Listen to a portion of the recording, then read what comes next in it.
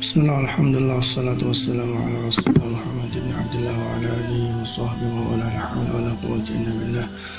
Rabbana la tuzigh qulubana ba'da idh hadaytana wa hab lana min ladunka rahmatan innaka antal wahhab. Subhanaka la ilma lana illa ma 'allamtana innaka antal alimul hakim. Ini adalah seri ketiga dari serial tadabbur ayat-ayat peradaban. Dan sekarang kita akan membahas ya tentang mungkin disebutnya gambaran dari model peradaban Qurani.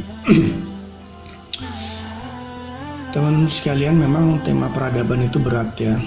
Tema peradaban itu berat dan jarang yang membahasnya secara mendalam. Jarang juga orang yang tertarik untuk mempelajari, apalagi mengkajinya secara luas begitu ya. Tetapi kita sebagai umat yang diturunkan Al-Quran, yang menerima Al-Quran, harus mengkaji masalah peradaban ini, karena seperti yang sudah kita jelaskan sebelumnya, Al-Quran itu kandungan terbesarnya adalah tentang peradaban begitu.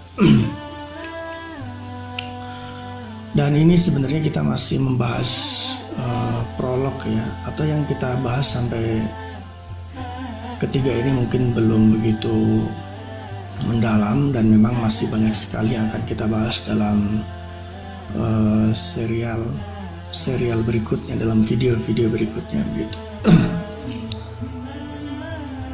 Teman-teman sekalian, kembali kepada tema model peradaban Qurani. Saya sendiri pernah dalam suatu kajian menyampaikan sebuah pertanyaan kepada forum ya. Kira-kira bagaimana gambaran teman-teman kalau kita membayangkan suatu peradaban Qurani gitu kan. Ada yang menjawab bahwa peradaban Qurani itu ya peradaban yang anaknya rajin membaca Quran gitu kan. Yang kalau zaman dahulu itu ditandai dengan banyaknya anak-anak muda, anak-anak kecil bahkan habis maghrib mengaji Al-Quran, habis subuh bahkan juga mereka masih semangat mengaji Al-Quran. Anak-anak muda ke surau, ke masjid membawa Al-Quran, membaca Al-Quran ya. Bahkan banyak juga kaum muslimin yang membayangkan, menggambarkan bahwa peradaban Quran itu ya peradaban yang di sana hukum rajam ditegakkan ya, hukum potong tangan ditegakkan begitu kan ya. Artinya yang tergambarkan pertama kali itu ketika berbicara tentang peradaban Quran, contoh peradaban Quran itu ya tadi ya, ibadah-ibadah mahdoh begitu kan ya, atau hukum-hukum hudud istilahnya ya, hukum-hukum dalam syariat Islam yang berhubungan dengan hudud begitu. Apakah seperti itu teman-teman sekalian? Dalam menjawab pertanyaan ini, kita bisa kembali kepada satu ayat yang sangat luar biasa ya, dalam surat Ali Imran. Allah berfirman, kuntum khairu ummatin ukhrijat lin-nasi ta'muruna bil ma'ruf wa tanhauna 'anil munkari wa tu'minuna billah.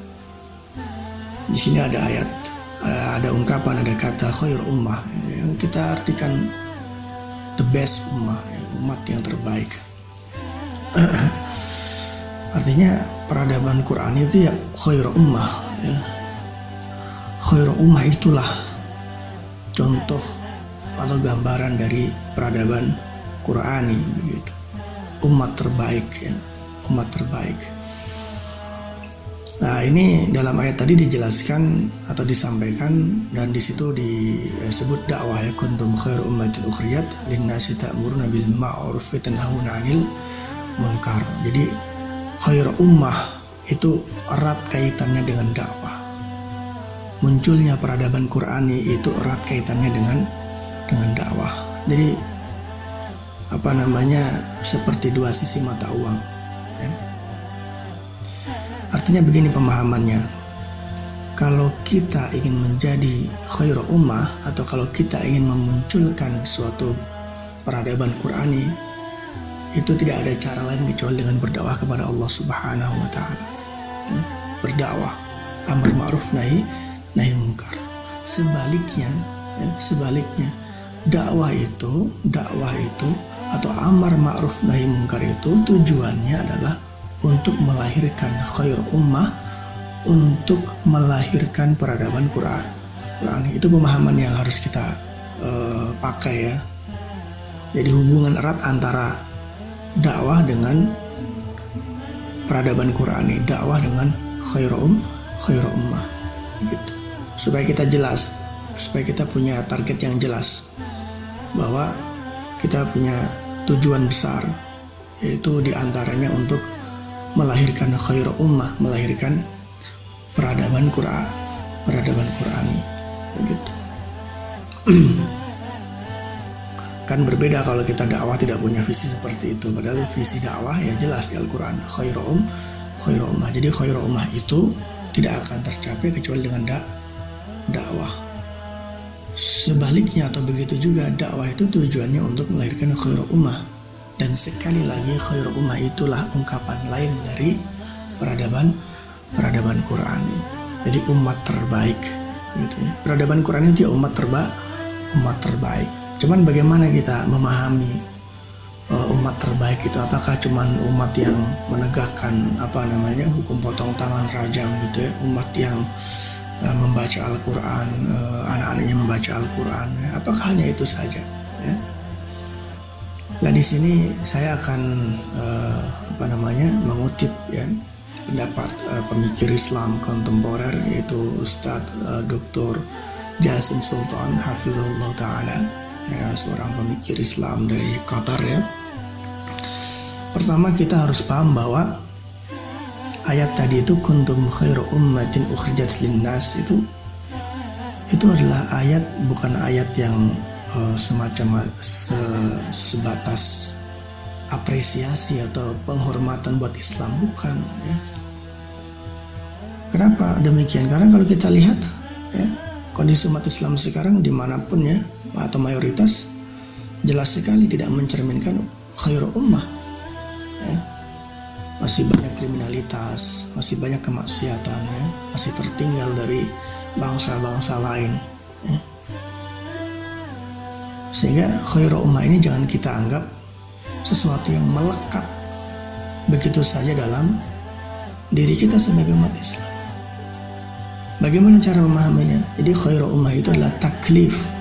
Dia adalah beban, dia adalah tuntutan, dia adalah tantangan. Jadi kuntum khairu ummatin ukhrijat linnas itu adalah taklif, tantangan, beban, tanggung jawab yang harus diwujudkan oleh umat Islam.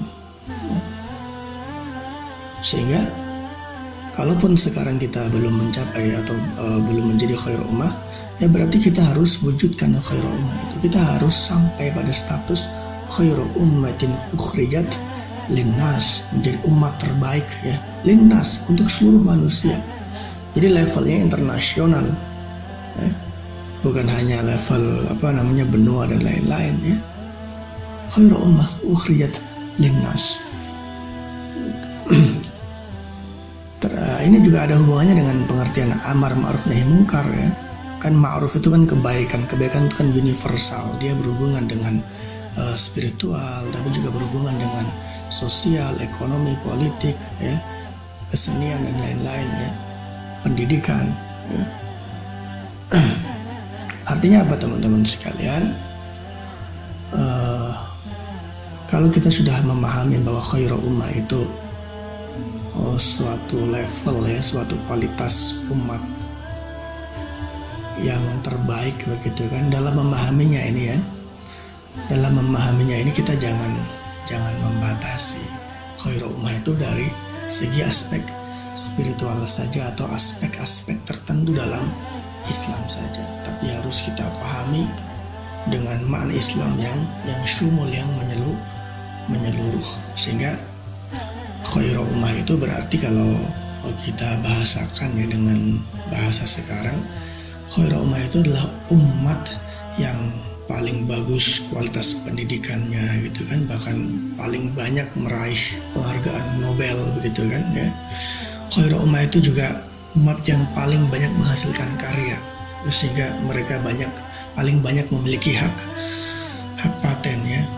Umat khairul ummah itu adalah umat yang paling menghargai waktu ya, jadi produktif, umat yang sangat menjaga kebersihan, keindahan begitu kan ya, umat yang paling sedikit kriminalitasnya ya, umat yang selalu menjadi juara dalam level-level internasional ya, dalam bidang sains, dalam bidang olahraga dan lain-lain. Itulah khairul ummah gitu.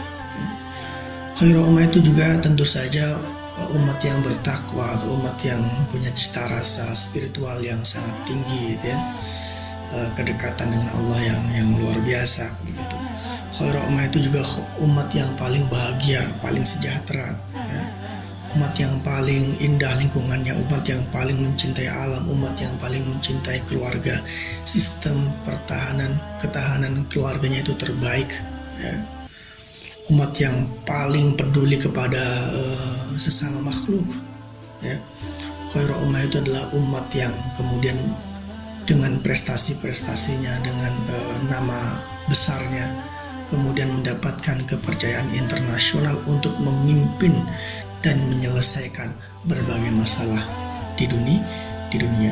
Itulah pemahaman yang harus kita terapkan ya, yang kita harus mengerti ya, tentang definisi atau pengertian dari khairul ummah seperti yang disebutkan dalam ayat kuntum khairu ummatin ukhrijat linnas. Dan sekali lagi, khairul ummah inilah model peradaban Quran. Semoga bisa dipahami, dan kalau ada masukan atau kritikan dan sejenisnya bisa disampaikan di kolom komentar begitu ya. Aku qouli hadza wa astaghfirullaha lakum. Wassalamualaikum warahmatullahi wabarakatuh.